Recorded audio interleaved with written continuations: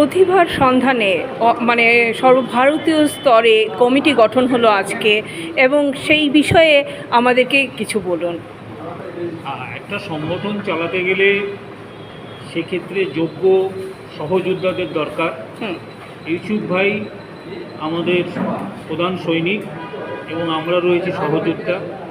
আমাদের একটাই উদ্দেশ্য হচ্ছে এই যে বাংলা ভাষা, সেই বাংলা ভাষাটা যাতে বিভিন্নভাবে যে অবহেলিত হচ্ছে বিভিন্ন সময়ে, সেই বাংলা ভাষাটা যাতে আরও সুন্দর হয়, আরও মজবুত হয়, আরও এগিয়ে নিয়ে যাওয়া যায় এবং পরবর্তী প্রজন্মের কাছে যাতে আমরা পৌঁছে দিতে পারি, তার জন্যই আমাদের এই সংগঠন।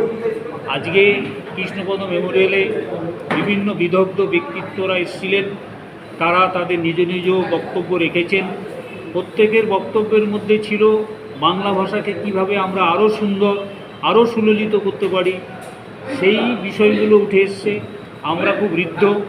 আমি ব্যক্তিগতভাবে এখানে অ্যাডভাইজার হিসেবে আছি।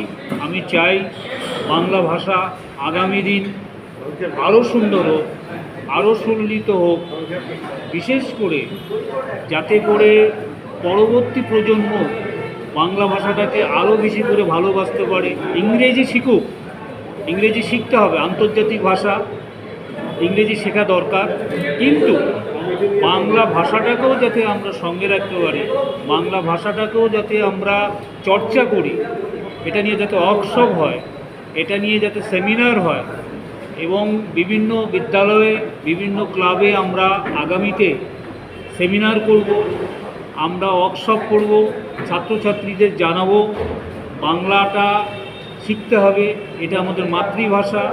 মাতৃভাষা রবীন্দ্রনাথ ঠাকুর বলেছিলেন মাতৃভাষা মাতৃদুগ্ধ, সেইভাবেই এটাকে আমরা অ্যাকসেপ্ট